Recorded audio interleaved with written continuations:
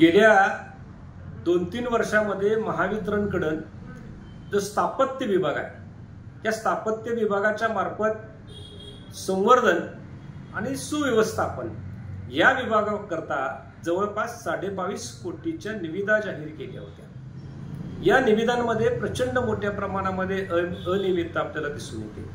माहितीच्या अधिकारात ज्यावेळी माहिती मिळवली त्यावेळी या 22.5 कोटीच्या निविदांमध्ये मोठ्या प्रमाणात भ्रष्टाचार चालल्याचं आपल्याला निदर्शनास आले आणि या भ्रष्टाचाराच्या विरोधातच आम आदमी पार्टीचे उमेश वडर यांनी या महावितरणच्या विरोधामध्ये झुंज उभा केलेली आपल्याला दिसून येते। साधारणपणे याच्यातला स्क्रॅपचा घोटाळा असू देत, डीटीसीचा घोटाळा असू देत, त्याचबरोबर बाह्यशस्त्र यंत्रणा भरण्याचा विषय असू दे, सबस्टेशन मंजुरी करण्याचा नूतनीकरणाचा विषय असू देत, या सगळ्यांमध्ये अनियमितता आणि भ्रष्टाचार मोठ्या प्रमाणामध्ये झालाय।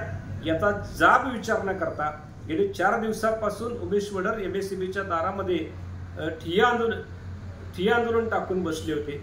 या आंदोलनाला थोडंसं यश प्राप्त झालं असं म्हणायला हरकत नाही, कारण महावितरणचे वरिष्ठ अधिकाऱ्यांनी याच्या संदर्भात चौकशी समिती नेमून योग्य ती चौकशी करावी व पुढील कारवाई करावी अशा पद्धतीचे आदेश दिलेले आहेत। मला खात्री आहे उमेश वडर यांच्या माध्यमातून एमएससीबीच्या विरोधातला हा लढा, याच्यातला झालेला भ्रष्टाचार ते धसाला लावल्याशिवाय सोडणार नाही। जय हिंद। बाळ, फ्रीजमधून श्रीखंड काढ ना। आम्ही पूर्वी घरीच बनवायचो श्रीखंड, त्याची चवच वेगळी होती। आता काय सगळं रेडीमेड। आजी, हे श्रीखंड खाऊन बघ। आज तुझ्या आईनं घरीच बनवलं की काय?